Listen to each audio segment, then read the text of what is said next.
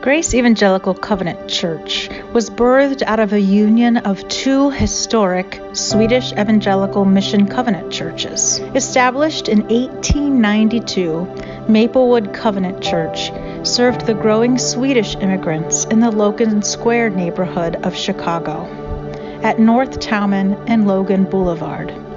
The congregation worshiped in Swedish until 1929. A few short years later, another church was born to serve a similar community, only this time in Irving Park, on December 10th, 1899. The first building of the church, built at a cost of $875, actually still exists as a converted house. The second building then moved to the current church location at the corner of Monticello and Berteau. As the Irving Park congregation grew, so did its building. And on June 30th, 1912, the Irving Park Covenant Church dedicated a larger church building. Note that the footprint of this building is the same as it is today. The current church was built on this church's foundation. However, the third church building was larger than the current church, and the sanctuary seated 450 people. Around 1935, Irving Park Covenant switched from Swedish to English as the neighborhood around it changed. Tragically, on January 28, 1940, that building was destroyed by a church fire, leaving only the exterior brick walls. The blaze destroyed everything inside, including a $7,000 three-year-old pipe organ. Note the similarities of the painting above the chancel to the current stained glass image in front of the sanctuary today.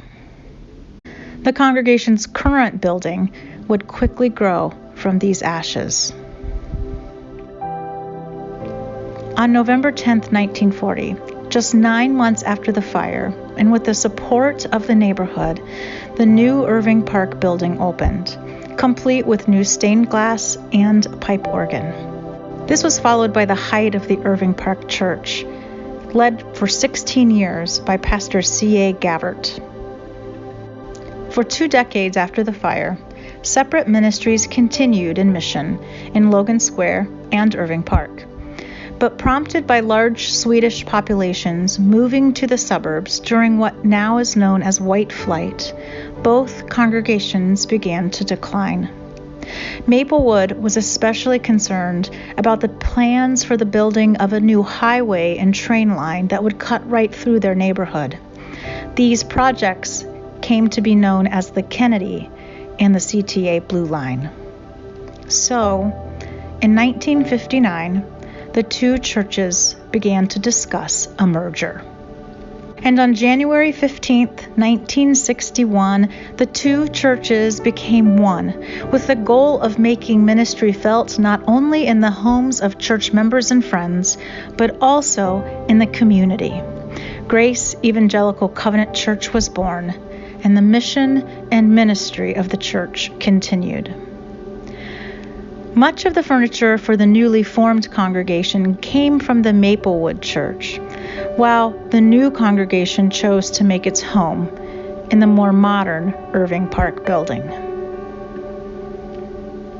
The Grace Pace newsletter served early Grace attendees much like the website and Grace News do today.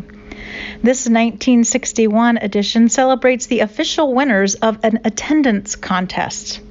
Reportedly, upon learning of her victory, member Judy Nelson cooed, "Oh, catch me before I faint." Along with fun and friendly competition, ministry to children has always been a value of the church, as Denise Hopp's Sunday School certificate shows. It is signed by her Sunday School teacher, Nina Larson, the namesake of the ministry house. National and international mission work and the leadership development of women in ministry are also both important to the identity of Grace.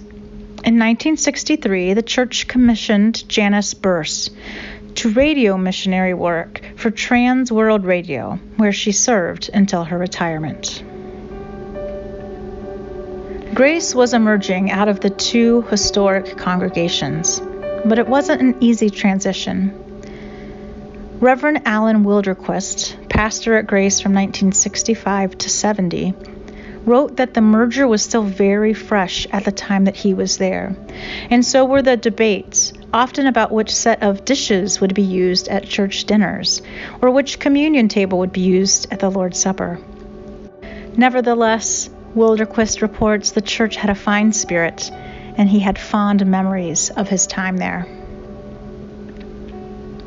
That spirit continued to carry Grace forward, but the seismic shifts of the 60s and 70s proved a challenge for the new congregation. And in 1982, a strategic study raises the question of whether to close the church. The faithful few were becoming fewer, and by 1985, the average attendance was just 39 on a Sunday morning. So the church began the hard work of rethinking their identity. And in 1986, after decades of part-time and interim pastors, the small congregation made the bold investment to hire young full-time pastors.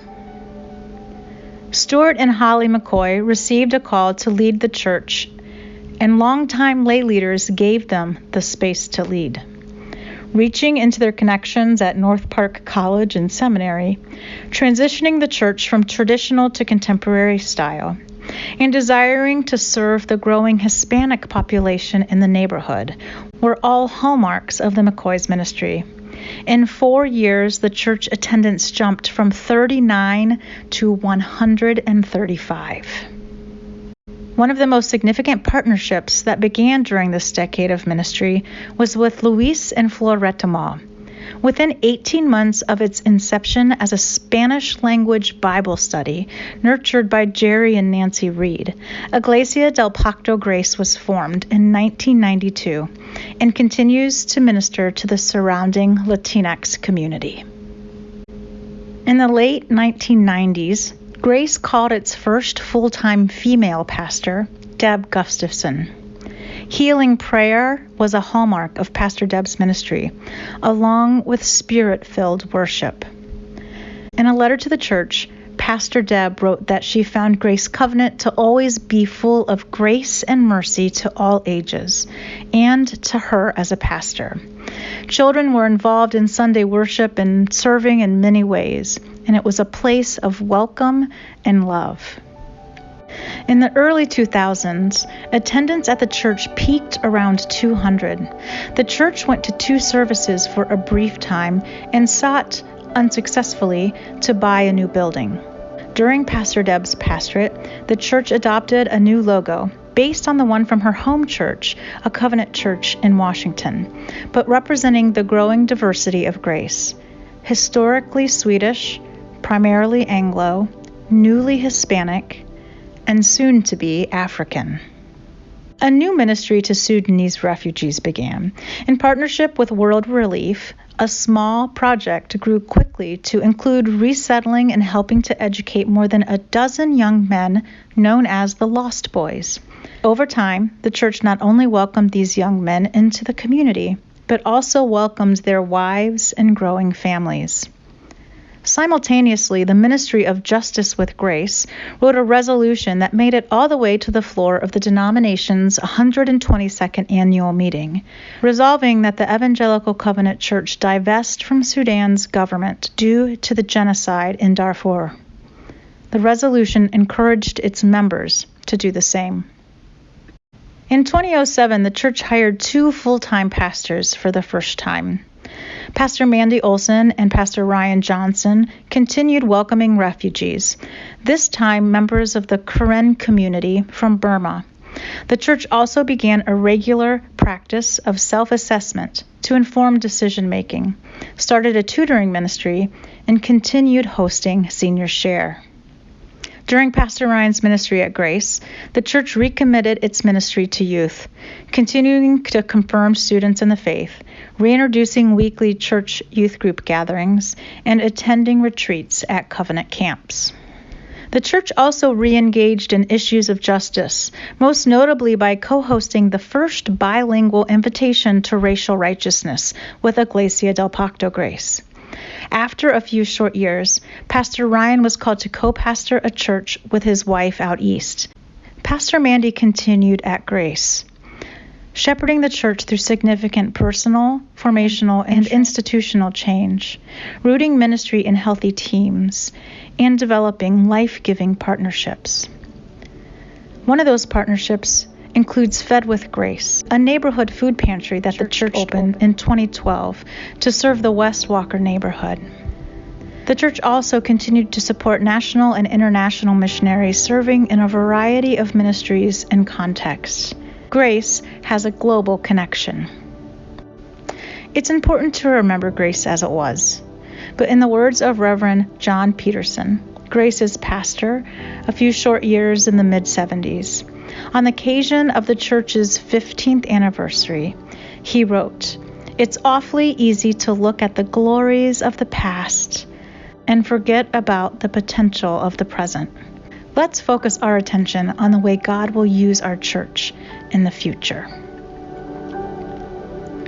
And so we continue, celebrating our past, seeking to make our ministry felt in the community as well as in the homes of members and friends, and faithfully awaiting our future as an intentional gathering of unfinished people, seeking and sharing Jesus' transforming love.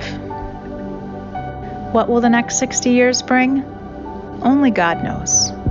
You are invited to join Him in making it happen.